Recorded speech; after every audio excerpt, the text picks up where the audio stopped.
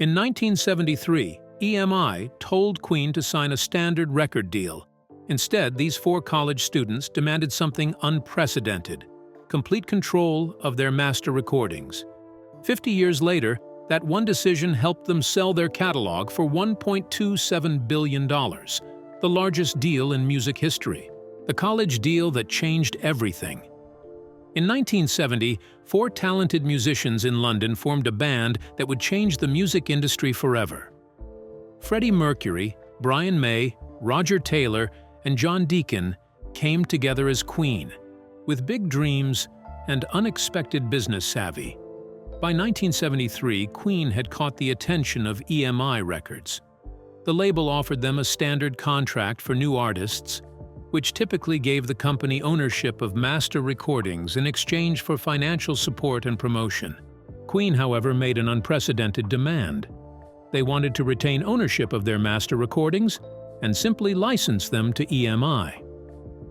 This request was virtually unheard of, especially for an unproven band. EMI executives were taken aback. Negotiations grew tense as the label pushed back, arguing that they needed full control of the masters to properly promote and distribute Queen's music. The band remained resolute.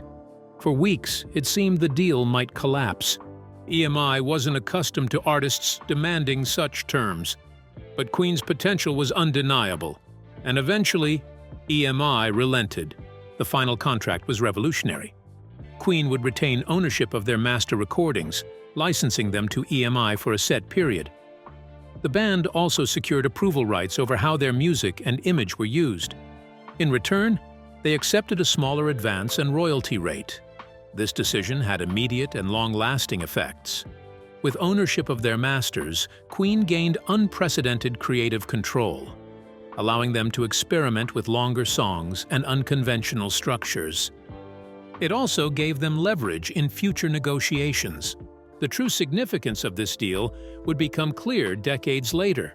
By retaining their masters, Queen positioned themselves to profit from their music in ways most artists of their era never could. This 1973 decision set the stage for Queen's future as both musical innovators and business pioneers in the entertainment world. Rewriting the rulebook of songwriting credits. Queen's innovative approach to master recordings set them apart, but their next business decision would challenge how bands create and profit from their music. In an industry where money follows the writer, Queen was about to rewrite the economics of band dynamics. Initially, Queen followed the standard model. Individual songwriting meant individual wealth. Mercury and May, as primary writers, earned upwards of £100,000 more per year from publishing rights than their bandmates. Every time Bohemian Rhapsody played on radio, Mercury's bank account grew. When We Will Rock You appeared in a commercial, May reaped the rewards. But Queen saw a bigger picture. Band tensions over songwriting credits had destroyed other groups like the Beatles and Pink Floyd. Publishing rights, worth millions in annual revenue, could either divide or unite them. By 1989, facing Freddie's declining health and mounting pressure, Queen made an unprecedented decision. Starting with the Miracle album, they implemented an equal songwriting split. Every track, regardless of who wrote it, would be credited to all four members. The financial impact was immediate. Roger Taylor, who penned fewer songs, saw his publishing income triple. John Deacon's royalty checks grew by 40%. More importantly, this business decision transformed their creative process. The equal split changed everything, May later explained. Suddenly, every member was invested in every song. If someone had a better idea, ego didn't get in the way. This new model generated over £10 million in additional revenue through increased productivity alone. Other bands took notice. Metallica and U2 would later adopt similar approaches. This wasn't just about fairness, it was shrewd business. United as equal partners, Queen's negotiating power with record labels and publishers increased significantly. Their publishing catalog's value jumped 60% after the split, as unified rights were more attractive to investors. A decision that seemed idealistic in 1989 would help pave the way for their billion-dollar catalog sale decades later. The video revolution, Bohemian Rhapsody's game-changing promotion. Queen's innovative approach to music promotion in 1975 set a new standard for the industry. Faced with the challenge of promoting Bohemian Rhapsody, a nearly 6-minute song with an operatic middle section and over 180 vocal overdubs, the band took a bold step. They invested £3,500, a significant sum at the time, to create a promotional video for the song. This decision was a considerable financial risk, but it paid off spectacularly. The video, shot in just 3 hours at Elstree Studios in Hertfordshire, featured groundbreaking techniques. Director Bruce Gowers incorporated animated visuals that replicated the cover art of their album Queen 2, creating a unique blend of live performance and visual effects. The impact was immediate and far-reaching. Bohemian Rhapsody reached #1 in the UK charts and held that position for 9 weeks. It became the third best-selling single of all time in the UK, demonstrating the promotional video's significant influence on its success. More importantly, Queen's video pioneered a new marketing medium for the music industry. It is credited with practically inventing the music video format, influencing the development of MTV and transforming how artists approached music promotion. This innovative approach became a hallmark of Queen's career as they continued to push boundaries with visually striking videos for future classics like We Will Rock You and Radio Gaga. The success of Bohemian Rhapsody not only changed Queen's trajectory, but also reshaped the landscape of music marketing. It demonstrated the power of visual storytelling in connecting with audiences and set a new standard for promotional strategies in the music industry. Conquering the stadium, Queen's Live Aid triumph. Queen's performance at Live Aid on July 13, 1985, wasn't just another concert. It was a calculated business revival disguised as a charity appearance. With global album sales declining and their relevance in question, the band saw what others didn't, a 20-minute slot that could reignite their empire. While other bands approached Live Aid casually, Queen prepared like they were launching a new product. They meticulously analyzed their catalog, choosing songs that had historically driven the highest sales. Freddie Mercury, known for his captivating stage presence, led focused rehearsals that treated every second as valuable advertising time. The band faced an immense challenge. They had just 20 minutes to showcase their talent and leave a lasting impression on an estimated global audience of 1.9 billion people. Their solution? A carefully curated setlist of their greatest hits including Bohemian Rhapsody, Radio Gaga, and We Are the Champions. Each song was strategically selected not just for impact but for its commercial potential. The business impact was immediate and massive. Album sales soared 322% in the following weeks. Concert booking fees doubled. Television licensing requests jumped 158%. The band's market value for live performances increased by approximately £3 million per show. Queen's management had shrewdly negotiated rights to their Live Aid footage, an asset that would generate revenue for decades. This 20-minute performance didn't just revitalize Queen's career, it transformed their entire business trajectory. Industry expert Bob Geldof later stated, "Queen were absolutely the best band of the day. They just went and smashed one hit after another." But beyond the music, they had orchestrated one of the most successful brand revivals in rock history, turning a free performance into a multi-million-dollar catalyst for their future empire. The Japanese phenomenon, building a global empire. In 1975, while most Western bands saw Japan as a distant market, Queen saw an untapped empire. Their arrival at Tokyo's Haneda Airport wasn't just the start of a tour. It was the execution of a carefully crafted business strategy that would revolutionize how rock bands approached international markets.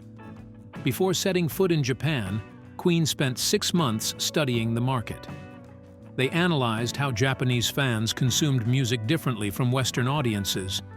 While other bands relied on radio play, Queen noticed Japanese fans devoured music magazines. By 1974, they had secured more magazine covers in Japan than in Britain without playing a single show there. The financial investment was significant: £50,000 for initial marketing and 3 weeks of cancelled UK shows. But the returns were staggering. Their first Japanese tour generated 75 million yen in ticket sales. A Night at the Opera sold 500,000 copies in Japan within a month, more than double their typical European sales. Merchandise revenue hit £400,000 in 1975 alone, 4 times their UK figures. Queen's masterstroke came with Teo Toriat. Unlike other Western bands who simply exported their music, Queen recorded Japanese lyrics and created Japan-specific products. This cultural investment paid off. Japanese licensing deals generated £2.3 million between 1975 to 1979, making Japan their most profitable market outside the UK. The band's Japanese success became a blueprint. Their market research model, cultural adaptation strategy, and merchandising approach would later be copied by everyone from Kiss to Bon Jovi. More importantly, it transformed Queen from a rock band into a global brand, establishing business practices still studied by entertainment executives today. Reinventing the wheel, Queen's digital age strategies. By 2005, the music industry was in crisis. Digital piracy had devastated album sales, and streaming services were offering fractions of pennies per play. While many legacy acts resisted this change, Queen saw an opportunity to reinvent their business model for the digital age. The band's first digital move shocked the industry. Instead of fighting game developers using their music without permission, Queen licensed their catalog to Guitar Hero and Rock Band for an unprecedented £15 million. This decision exposed their music to millions of new fans, driving a 40% increase in digital sales. Queen's management then pioneered a revolutionary approach to streaming. Rather than accept standard rates, they negotiated platform-specific deals.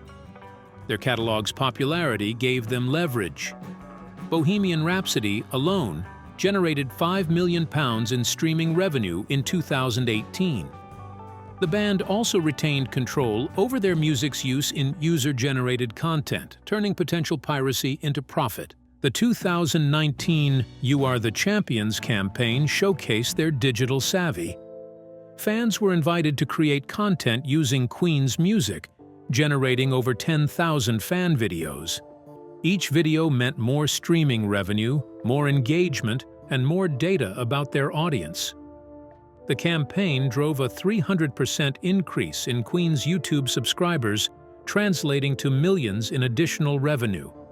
Their digital strategy peaked with the Bohemian Rhapsody biopic in 2018.